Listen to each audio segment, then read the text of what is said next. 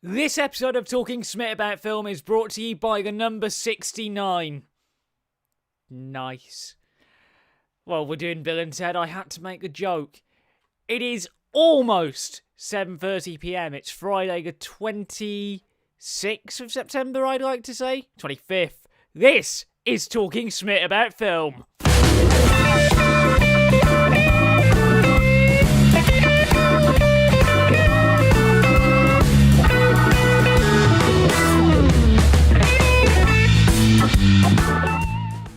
Now, I know we're not going to address the elephant in the room. Yes, the journal set is bigger. Good morning, good afternoon, good evening, depending on where you are, and welcome to Talking Smit About Film, the flagship film podcast from TheJackSmit.com, where in a week, where work from home became a big thing again, UCLan welcomed back thousands of students to the campus, and Mulan turned out to be a minor failure on Disney+.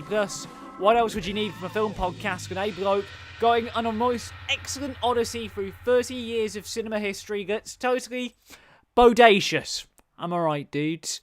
It is one of those kinds of podcasts this evening. We are going to review every single installment of the Bill and Ted franchise this evening to celebrate the fact that Bill and Ted Face the Music is finally out in UK cinemas. Well, it's been playing in America for a while, but it came out in UK cinemas last week. I got to see it on Tuesday.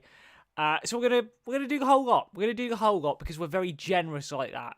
And for our video viewers, not for our podcast listeners, but for our actual viewers, it's a big one tonight. It is a very big one. I have a button here on my dashboard that says Journal, because at the end of this podcast, we are going to premiere the first look at Series 3. It's our biggest project ever, but we've got a whole hour of film to get through first.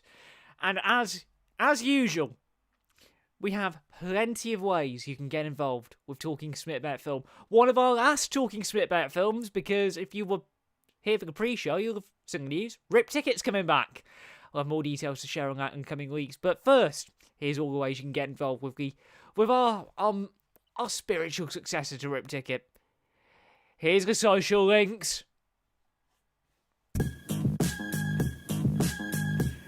So you can go old school by emailing us at podcast@TheJackSmit.com. You can tweet us using the hashtag TalkingSmit on either the brand new @SmitOnFilm account, or now that I've got access to it again, you can tweet me directly at TheJackSmit.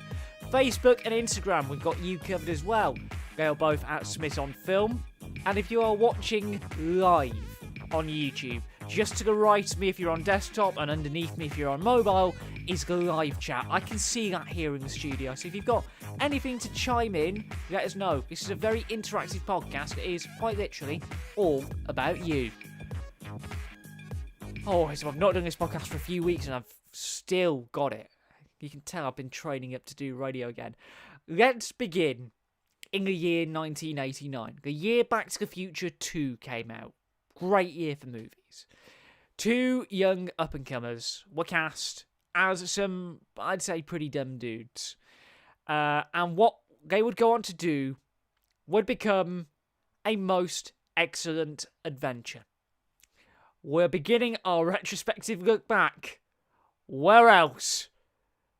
Going with the original. This is the trailer for Bill and Ted's Excellent Adventure from 1989. I'm just going to say, some elements of this podcast and some of the films haven't aged that well in terms of language. So if you do end up watching the films, bear that in mind. Bill, Ted, this is really quite simple. Unless you get an A+ on your final oral report tomorrow, I have no choice but to flunk the both of you. Two epic airheads. Who is Joan of Arc? Noah's wife. We're in danger of flunking most heinously tomorrow, Ted.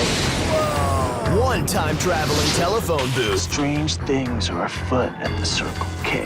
I'm here to help you with your history report. What? That book will give you the number of any place you want to go. Let's reach out and touch someone. Who knew history 2 beers, please. could be such an excellent adventure? Who's he? It's Billy the Kid. Don't worry, we'll bring you back here as soon as you talk in our report. Socrates. Philosophize with him. All we are is dust in the wind, dude. We are in most excellent shape for our report. Excuse me, do you know where there are any personages of historical significance around here? How's it going, royal ugly dudes? Put them in the iron meat. Excellent! Execute them. Bogus. Keanu Reeves, Those are historical babes. Alex Winter, It's a history report, not a babe report. Napoleon, Ziggy Piggy. Genghis Khan, Sigmund Freud, How's it going, fruit dude? Socrates, and Abraham Lincoln. If you guys are really us, what number are we thinking of? 69, dudes! Bill and Ted's Excellent Adventure. That trailer, need we say any more? Two seemingly dumb teens set off on a quest to prepare the ultimate historical presentation with the help of a time machine that happens to resemble an American phone box. You can tell Back to the Future was a big thing in the 80s, can't you? Now, the clip that we have is quite a pivotal moment in the film, where future Bill and Ted meet past Bill and Ted to convince them, with the help of Rufus, played by the legendary George Carlin, that this most audacious odyssey is actually worth doing. And this particular clip is from the 4K remaster that Studio Canal have just issued. Here's a clip. Gentlemen, I'm here to help you with your history report. What? How? Oh, I hate that part. Bill. What? Strange things are afoot at the Circle K.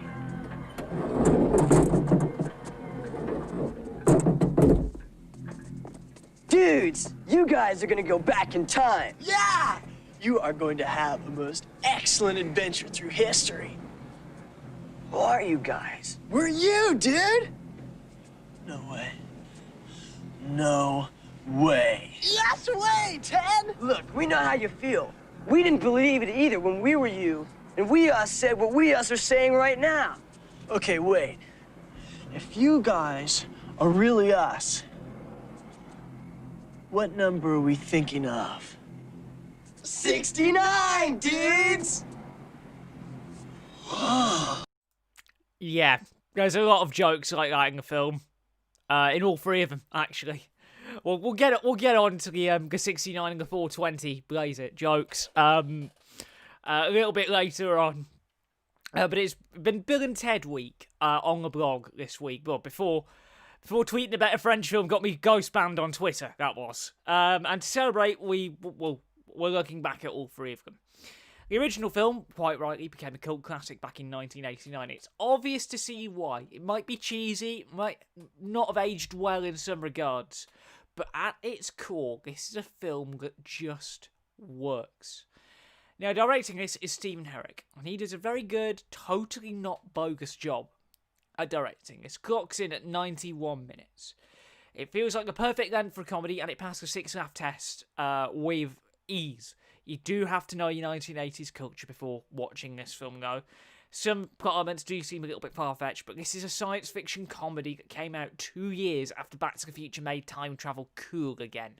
So it was as Hollywood was experimenting a little bit more. It was as Hollywood were trying to get to grips with the idea of temporal displacement, trying not to mess with the space-time continuum that much. Yes, I'm that big of a nerd. And there was a lot of self-referential humour. That was a key thing in the 80s. And you had 2 former SNL writers, Ed Solomon and Chris Matheson, who have written all 3 films. They know these characters like... They literally are these characters. These 2 writers were the first people to play Bill and Ted in the comedy clubs in LA during the late 70s and early 80s. They wanted to create something that was of its time, and they did create something that was of its time. They also cameo in the films too as ugly and stupid. Fans of the films will know what I mean there. They create a very unique plot. They really do create a very unique plot. Something that, again, feels like it belongs in the 80s, but it just works on many levels.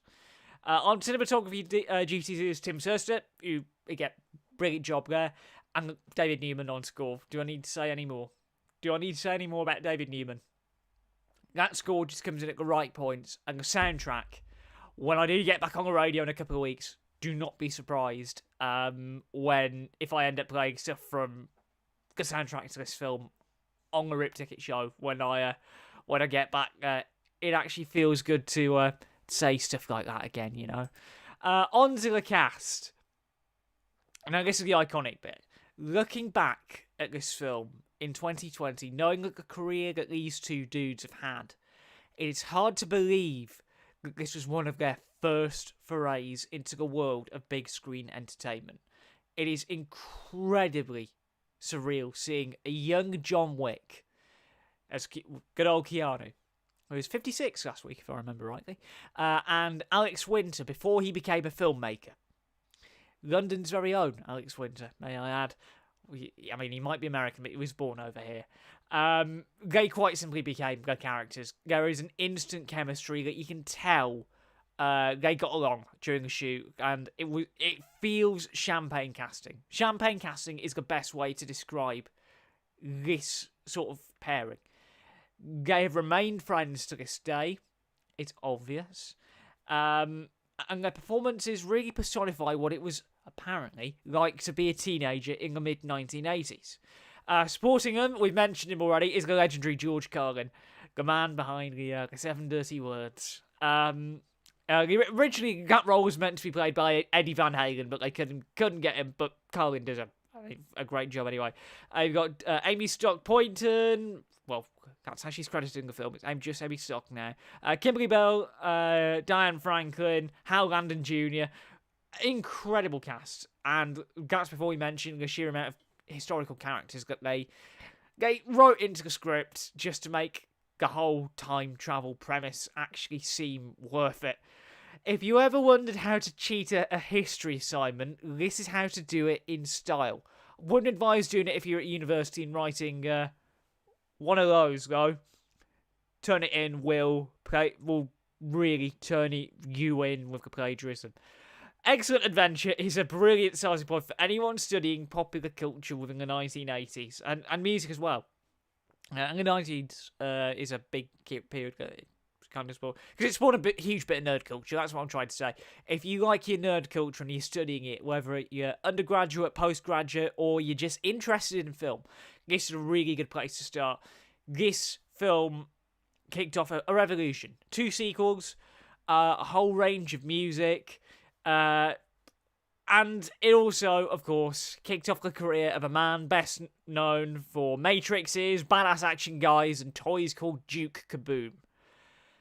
So for our new viewers who are coming in to Talking Smit about film for the first time, and for our OG Ripped Ticket listeners who we inherited in May of 2019 when I left UCLan first time round.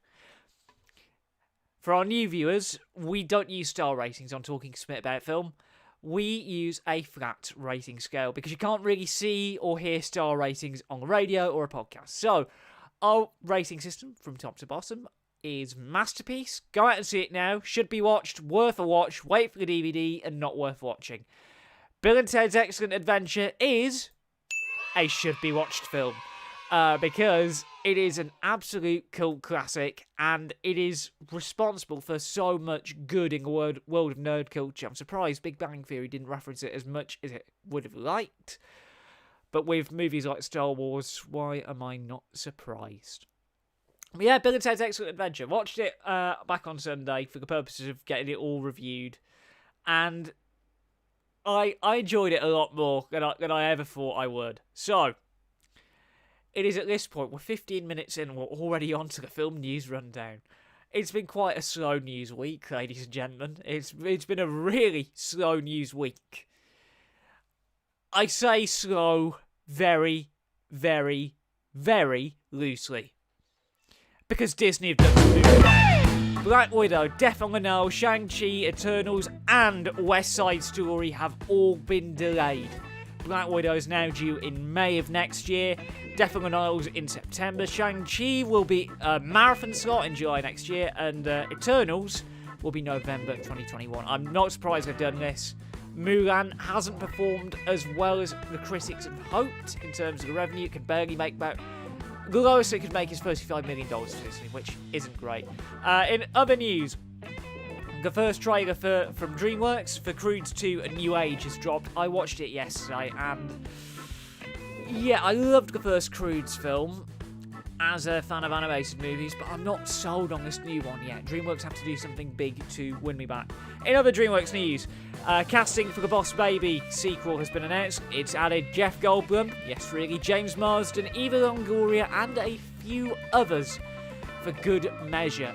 I haven't seen The Boss Baby. I've got no intention of watching The Boss Baby because reasons. But it did really well at the box office in 2017. It came out during a refurbishment, so I didn't get a chance to watch that. Yeah, not ideal. Madonna is also moving into production again. She's set to write and direct her own biopic. What the hell? If her last film was anything to go by, it's not going to get reviewed that well, let's be honest. Other production news. Ryan Gosling is set to play a stuntman in the new film directed by David Leitch. It's ironic we just mentioned the John Wick films. All I had to say on my briefing notes was, oh boy, this film could be awesome. Not many details are known at this moment in time, but Gosling's been on form, David Leitch has been on form. I'm looking forward to seeing what the two of them can get up to together. And finally, I'm going to dedicate a big amount of time to this one. Cinemas have been made exempt from the UK government's 10 o'clock curfew rules that came into force yesterday. But there's two main caveats. The first one, all showings must start before that magic 10 o'clock cut-off, so expect to got 9:55pm show times. And number two, alcohol's got to be off sale by 10 o'clock. That I can totally get behind. Which means, even though my area's in a local lockdown, my beloved cinema can continue operating as normal. Am I right, Graham? That is your film news rundown. I thank you.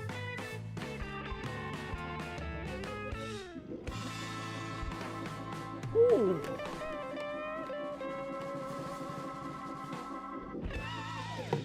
Tell you what, the one thing I'm not looking forward to about going back to radio is having a cheeky little drink, because we're not allowed drinks in the Pulse Media Studios. It is. I'm going to miss the ability to have drinks after the film news rundown, because that is quite an intense feature. So it's just gone 47 minutes past 7 on this Friday, the 25th of September. It has been a busy week at TheJackSmit Towers. We have been working on a little something that you're going to see at the end of this podcast. The weather is turning quite badly outside, and we've got 2 more films to review. So again, let's not waste any more time and get cracking with our second review this evening. Let's fast forward a couple of years to 1991, a year after Back to the Future Part 3 comes out and ends one of the most perfect trilogies known to man. If Ed Greenberg's watching, he will agree with me.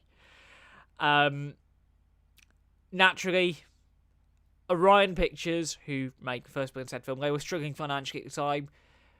Could have been gone all over the shop, but we did get a second Bill and Ted film. Was it as good? Well, we'll tell you after the trailer for Bill and Ted's Bogus Journey. I have a feeling we're about to embark upon a most unprecedented expedition. Once they made history. I must see to it that you die. Now they are history. Bill and Ted are dead. Welcome to hell. It's the Grim Reaper, dude. How's it hanging, Def? but they're having one hell of a time. This is not what I expected this place to look like at all. We got totally lied to by our album covers, man. Taking in the sights, Not bad, dude! We totally knew a guy got one of those in his bucket of chicken. making new friends, Excuse us, dude, but is there any way we can get back? You may challenge me to a contest. J7. You have sunk my battleship. Excellent! Best 2 out of 3. What? enjoying the family, No way! invading the present, I totally possessed my dad. battling the future. You're metal, dude! Excuse us, but your shoes are untied.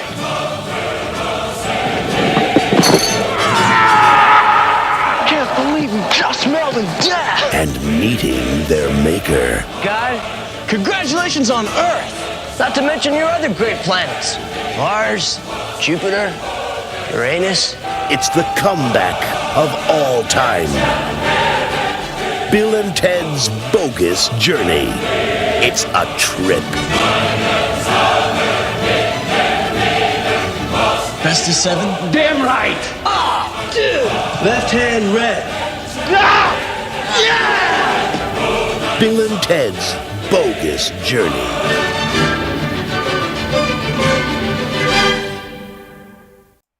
Station. I had to do it now. Basic flavour of the plot: a tyrant from the future creates evil android doubles of Bill and Ted and sends them back to eliminate the originals. Yes, this is getting ludicrous and far-fetched, but it's the 90s.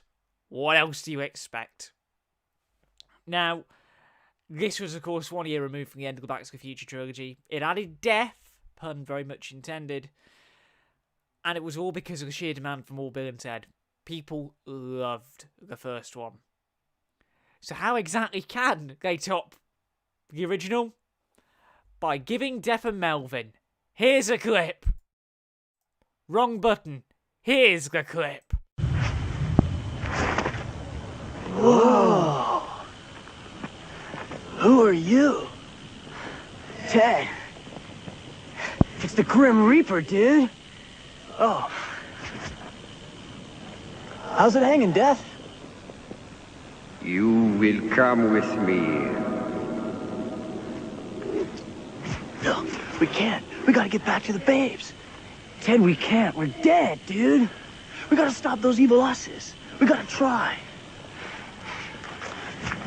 Excuse us, dude, but is there any way back? You may challenge me to a contest. But if you lose, you will remain here in the afterlife forever.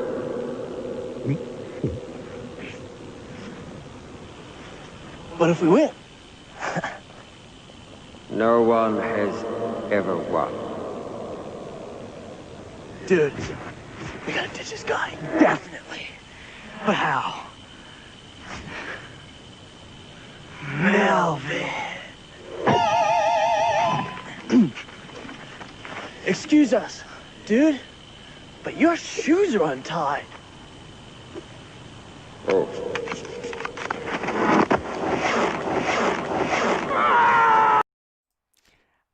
And here in England we call that a wedgie.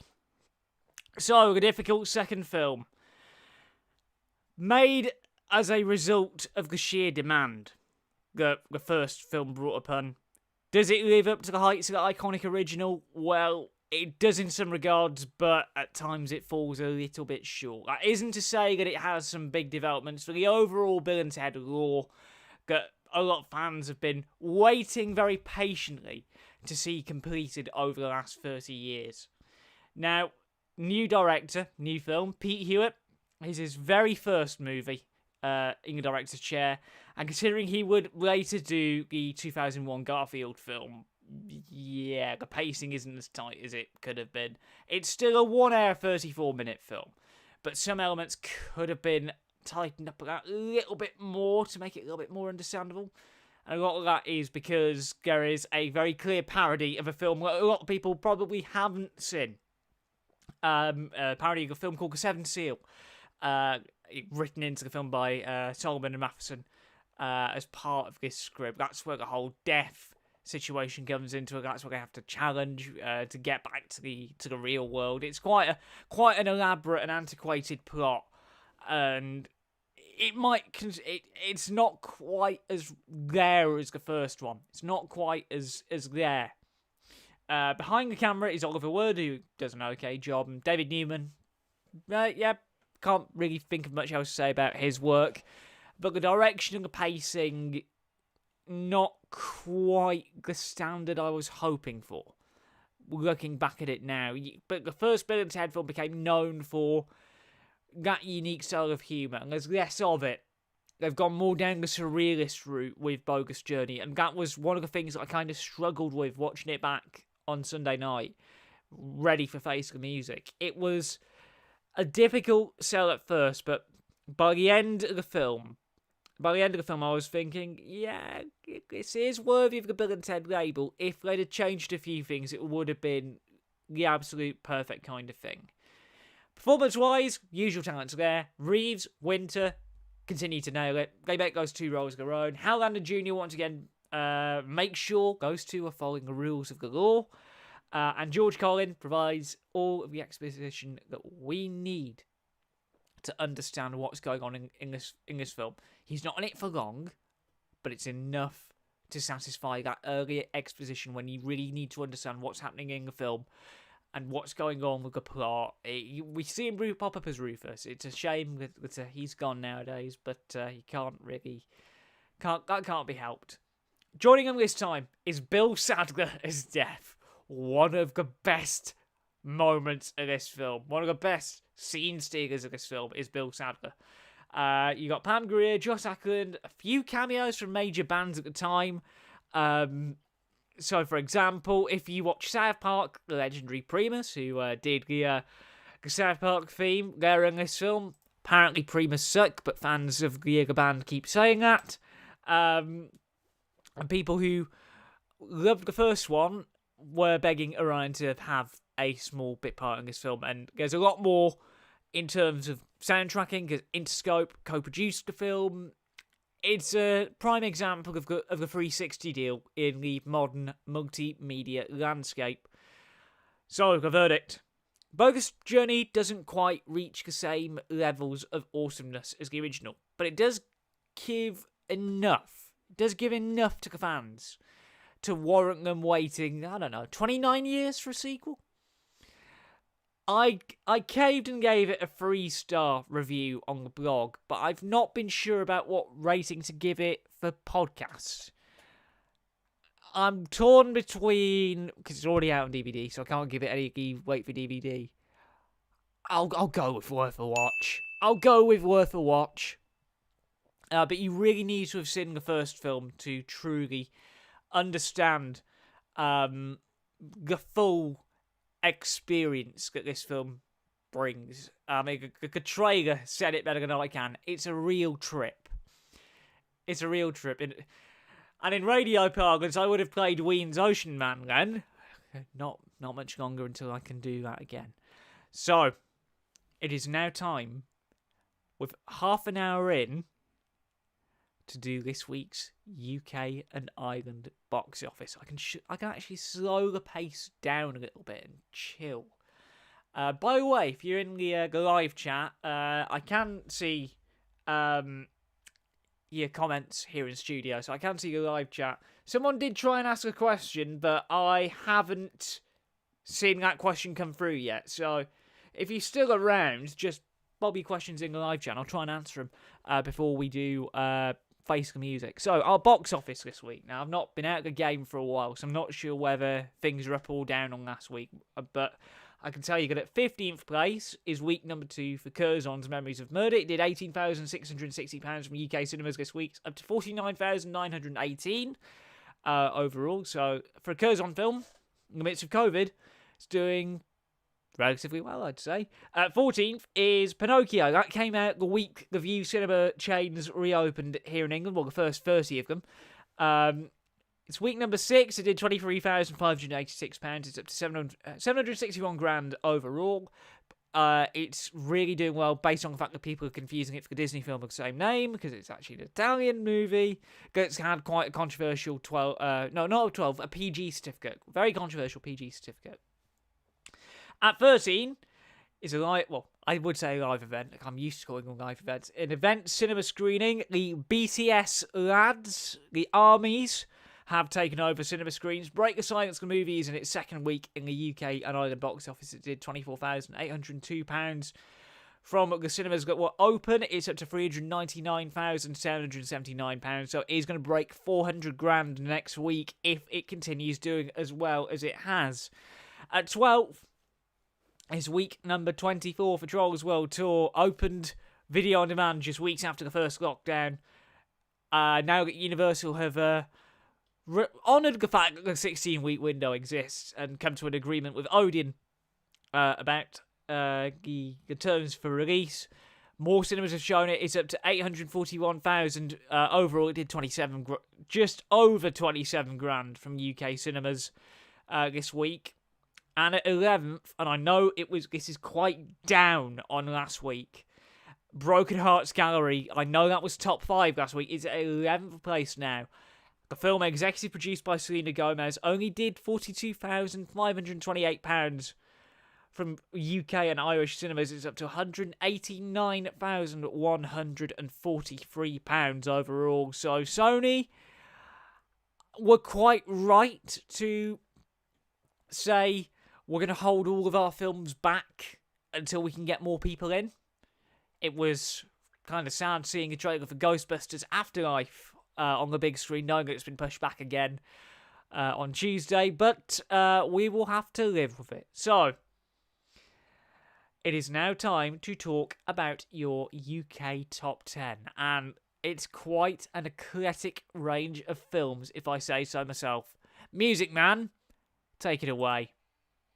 At 10th place, it's week number 8 for Unhinged. It did £47,319 for Altitude this week. It's up to 16.5 million, which is really good. At 9th is a new entry, Night for White Riot from Modern Films. It did £47,898. It was really close between those two films this week. I haven't had a chance to watch it yet, but apparently it's an independent release, that's all I know. At 8th place is 100% Wolf. 8 weeks in the chart for Vertigo, releasing now, did £58,749 in the UK cinemas. It's up to 1.1 million over the course of its cinema run. Vertigo are very happy with how it's done. At 7th is Rocks, the new film from Sarah Gavron. It did £75,478, and I believe it will be going onto Netflix in a couple of weeks, so it's a very limited cinema run. Would have done a lot better if they had been honouring the 16-week window like a lot of other movies have. At 6th is Onward, week number 29. It's going on to Kids Club showings tomorrow. 85,000 from UK cinemas. It's up to 7.1 million overall. Into the top 5 now, Poor New Mutants. Poor New Mutants. It did £106,199, bringing it to 1.3 million overall. Sacrificial Lamb. At 4th is an event cinema. Andre Rieu's Magical Maastricht Together in Music did £124,101 for UK cinemas. Very good. At 3, another new entry. We're about to review it. Bill and Ted Face the Music did £462,051. And at 2 is the third week after We Collided, which did £598,294 to bring it up to 1.7 million. That, of course, means week number 4 at the top for Tenet. 796 grand from UK cinemas, up to 13.8 million overall. It's doing a lot better here than it is in the States, let's be honest. Let's be honest about it. It's doing a lot better here than it is doing over in America. It's a shame. It's a shame to see Tenet bomb in America, but we love our Nolan here in England. We absolutely love our Christopher Nolan here in England. And that reminds me, I didn't get to mention it in the Film News Rundown because it broke a little bit too late to be featured. But it's officially late evening now, so if you're watching Tenet this evening, keep your eyes peeled for the new Travis Scott video. His new franchise video. is playing at selected IMAX cinemas before Tenet this evening. And I know newly promoted Journal executive producer Sophie Knox is rather excited about any new Travis Scott. I was talking with her last night. But yeah, that is the latest and greatest in the UK box office. Feels good to have stats to report on a weekly basis again. Before we launch into Bill and Ted Face the Music, a little bit of a status update on Ripped Ticket Show. I am rather excited to get back to Pulse Radio. If you haven't already heard the news, head over to the Smit on Film Instagram page and the Twitter page, the Facebook page. Head over to the social medias because this is something I have been waiting nearly a year to do. This podcast is like a stopgap. It was always meant to be a stopgap between me finishing radio first time round and me coming back to the university. That took a year longer than anticipated, but I'm back on campus now. But I'm looking forward to doing a Rip Ticket Show again. It might sound a little bit different because work from home is the big thing right now. So it might not be every week. It might be more monthly. But again, we'll be able to announce the return date, co-hosts, if we're allowed co-hosts, that is. What to expect, how long the show is going to be every week. We'll announce all of that on the social media pages for Rip Ticket. We've got dedicated social medias for both TheJackSmit.com and the Rip Ticket Show. So if you want to see all the radio stuff, Twitter.com/Ripped_Ticket, Facebook.com/Rip Ticket Show. Don't say I didn't warn you. Now, let's do our featured film this week. And it's quite a rights nightmare because it's being released by Orion over in the States. Warner Brothers have the UK rights for some mental reason. I don't know why. This has been 30 years in the making, this absolute next film. It was released premium video on demand in America, but as Brits, got to see it where it belonged on the big screen. I had screen force myself for this film so I could laugh, I could cry, and I could chill. And I could enjoy two dudes being dudes in their 50s. This is the trailer for your UK box office number 3, Bill and Ted Face the Music. Enjoy. When your wives suggested couples therapy, do you think that this is what they had in mind? Definitely. I mean, we're a couple of couples, right? Bill, Ted, enough of the delusions. You didn't time travel, and you didn't go to heaven and hell. Here's a real idea for you. Be role models to your daughters. Get real jobs. Bill, we've spent our whole life trying to unite the world, and I'm tired, dude. Ted, we have a destiny to fulfill. Whoa! Whoa! Greetings, my excellent friends. We have a problem. Step forward. A song created by Preston Logan, performed tonight, will save reality as we know it. Oh! Dude, we better write that song now. Or why can't we just go to the future when we have written it? And take it from ourselves. Except, won't that be stealing? Cheers! How is that stealing if we're stealing it from ourselves, dude? Dude, our dads are totally in trouble. We should help them out. No way! How's it going, Bill and Ted? We're putting together a most extraordinary band. Hey, you want to be in our band? Oh, this is ja fantastisch. We're gonna go talk to Death. Is he playing hopscotch by himself? Dude, he's cheating. Hey, Death. Life, it isn't a wild stallion. Let's rock! Be excellent to each other. And party on, dudes. Dina! Billy! Dance! How you doing? Well, you know, we're dead and we're in hell. But how you doing? We're good.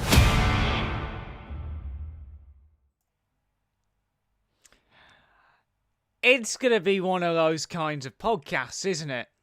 I'm just looking at my little status screen on YouTube, and the stream has been temporarily pulled down again, Baby Driver style. So I'm just going to fill for time until I'm back. I'm just going to temporarily fill for time until we are back on YouTube. It has been one of those kinds of weeks. I get ghost banned on Twitter, and the podcast gets blocked temporarily because of Content ID. Absolutely brilliant, right? Absolutely brilliant. Has to happen in the same within 24 hours of each other as well. Literally get the main TheJackSmit. I can't tweet from the main TheJackSmit account. Have to set up a secondary Smit on Film account for some bizarre reason, and then boom, podcast gets blocked in the same week. Yes, one of those kinds of evenings. Once told they'd save the universe during a time-traveling adventure, two would-be rockers from San Dimas, California, find themselves as middle-aged dads still trying to crank out a hit song and fulfill their destiny. Welcome back, YouTube, by the way. I don't think I'm even going to bother playing the clip, because, yeah, that happened. That happened. Oh, it's been one of those kinds of nights. In fact, let me just go into studio mode and check what my clip is. I can't physically check, can I? Absolutely brilliant. So, podcast listeners, we're going to do a bit of podcast time travel now. Podcast listeners, here's a clip. That was a good clip, wasn't it? And now, the new film. Delayed a few times for obvious reasons. It had a PVOD release over in America, but us lucky Brits got to see it on the big screen. And I'm very glad to report it was worth the wait. This is everything you wanted from a Bill and Ted movie, and so much more. It's another new director. It's Dean Parisot, best known for directing Galaxy Quest and Red 2. He's the man in charge, and you know you've got a film made for the fans if Kevin Smith, who is arguably the king of the nerds, if Kevin Smith is drooling over a film like this, then you know you've done a good job. This is a very contemporary Bill and Ted film. It feels contemporary enough for modern audiences, yet it has enough of that old school mentality to appease the expectations of the fans who have waited many, many, many years to see this movie where it belongs, safely, in cinemas. Clocking in at 91 minutes, it feels very well paced. Although the ending does feel a little bit abrupt, I would have liked to have seen a little bit more padding out at the end, sort of make it not just, again, I don't want to spoil too much because people have been waiting for this film and it's a long story.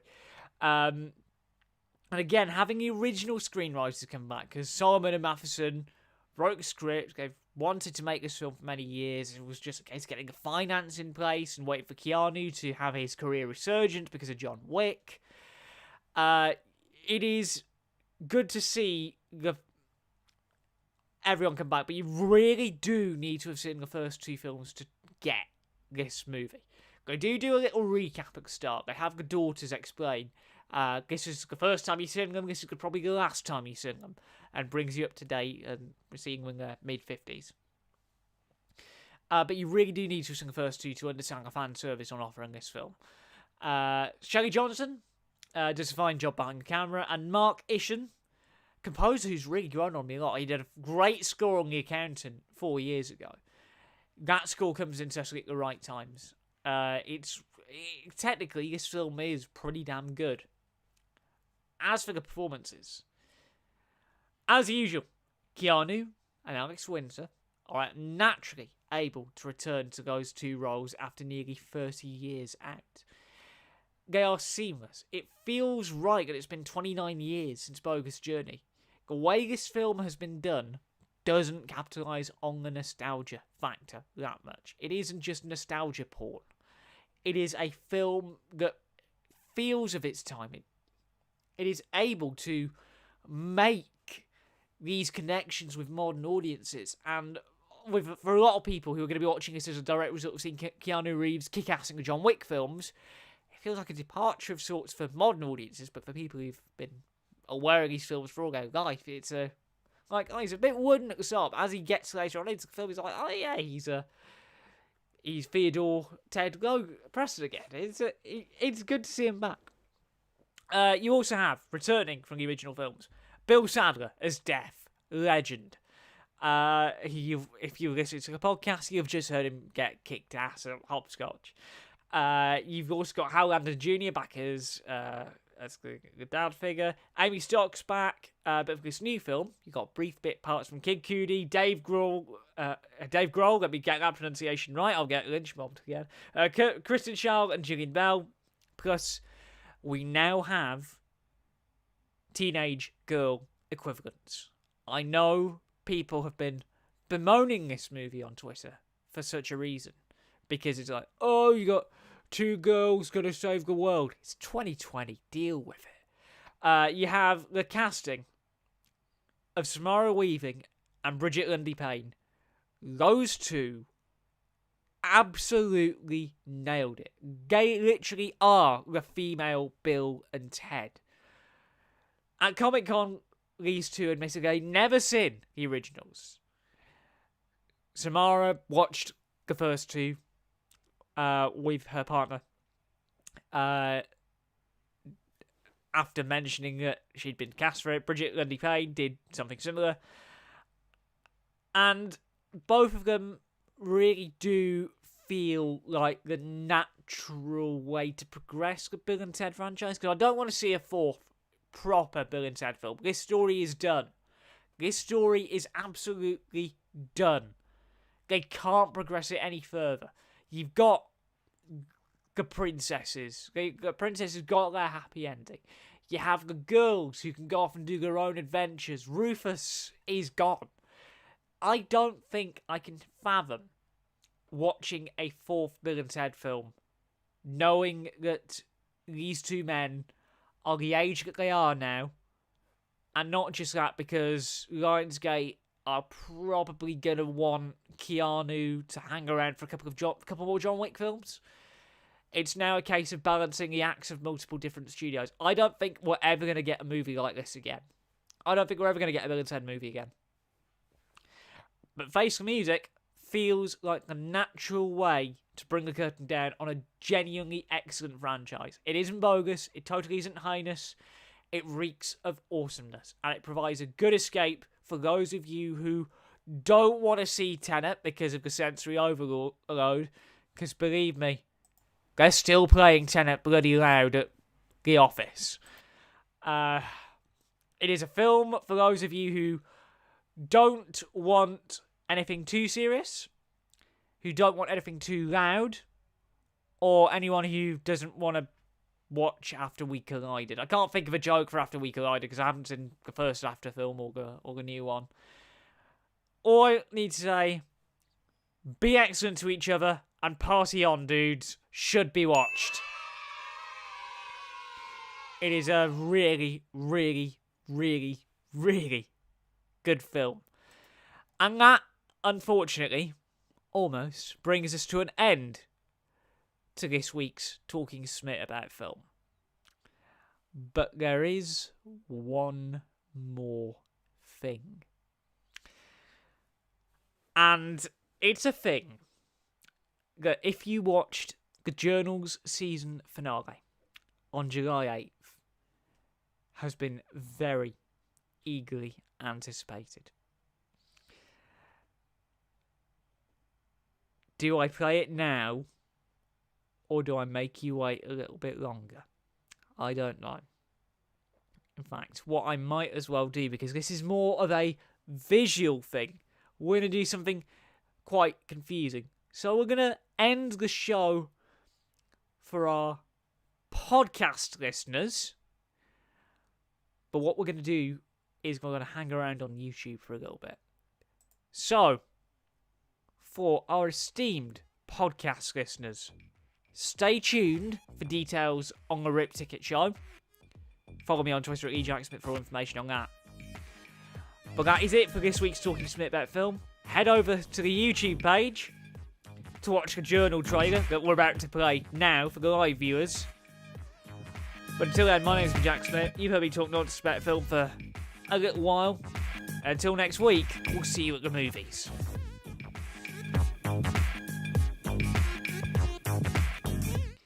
And that is our cut-off point for the podcast listeners. So, the wonders of post-production, eh? So, this is a big moment. Not just for me. Not just for the entire TheJackSmit Ventures team. Our executive producers, our writers, our producers, our riff techs, everyone. But this is a moment that should have happened in April. This is a moment that should have happened in April. Ladies and gentlemen, I'll give you your first teaser trailer for the brand new series of The Journal. World premiere.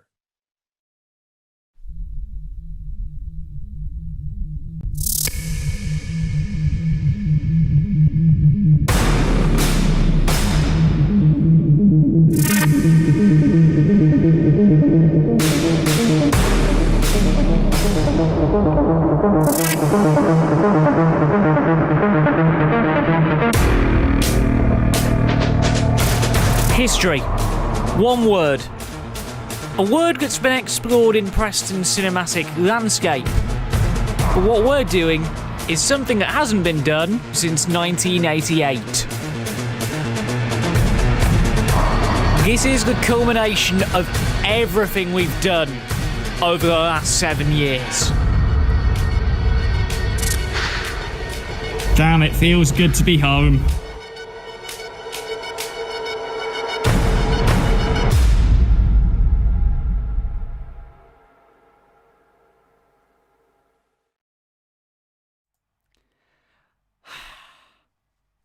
Feels good to wear one of these lanyards again, believe me.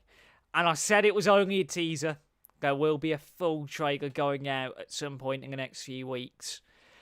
This series of The Journal is the biggest project we have ever embarked upon at TheJackSmit Ventures as a company. A lot of you will be aware that I'm now officially back at the University of Central Lancashire, and I'm doing a master's research study into something that I've been quite associated with over the last 7 years or so. And this new series of The Journal is going to document that journey of making this master's happen. A master's all about the history of Preston cinemas. All of those sites that you've seen in the teaser trailer were once upon a time places where cinemas were located in the city of Preston.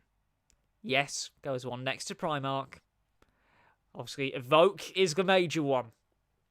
But we're going to go a lot further. We're looking back further than the 30s. We're going to do the last 100 years. This is literally the biggest project. I'm not exaggerating here. This is the biggest project we've ever done, which is why I haven't been doing this podcast as much lately. But I'm thrilled to let this cat out of the bag at last. It is an absolute joy, and we've got some great people working on this with me as well. The same team who worked with me on the degree. The same team who worked with me on the degree course, which resulted in that dissertation behind me. That first-class dissertation, may I add. I'm working on the same team who made that happen. And I'm going to be chatting with them on Tuesday. But it feels brilliant to finally let the cat out of the bag. We're not going to tell you what the series. I can't tell you a definite start date for the new series, though. Not yet. Not yet. Because we're not going to be pursuing monthly releases anymore. Journal episodes will come out when journal episodes are ready. Because this is a huge project. So finding the time to write, edit, film journals. And not only that, my mic's broken at the minute. My little lapel mic. I'll be fixing that next week. Need a new clip for it. But that's the reason why the set's been rearranged to be a little bit more video call friendly. It's the reason why I've been off for a couple of weeks. But it is absolutely cracking to sit here knowing that the Masters is real now. It's happening. I've been back on campus. I've got my student lanyard to prove it. And it's all going to happen very, very, very, very quickly now. And if you want to watch that trailer in high quality, it'll be going out as its own video across all of the TheJackSmit social medias at 9 o'clock this evening. So stay tuned to the Twitter, Facebook, and Instagram pages to see that trailer in all of its glory. That really is it for Talking Smit about film this week. We've got no idea when we're going to be back. All being well, we should be back next Friday night with some of our last podcast content before I go back to doing radio. But until then, my name's TheJackSmit. You've heard me talk nonsense about film and launch a little trailer. And until then, we will see you at the movies. Stay safe, be relaxed, and for God's sake, wear your masks. We're literally in a second wave right now, apparently. So, do your civic duty. Oh, and download the NHS COVID app if you haven't already. It's your civic duty. We'll see you next week, everyone.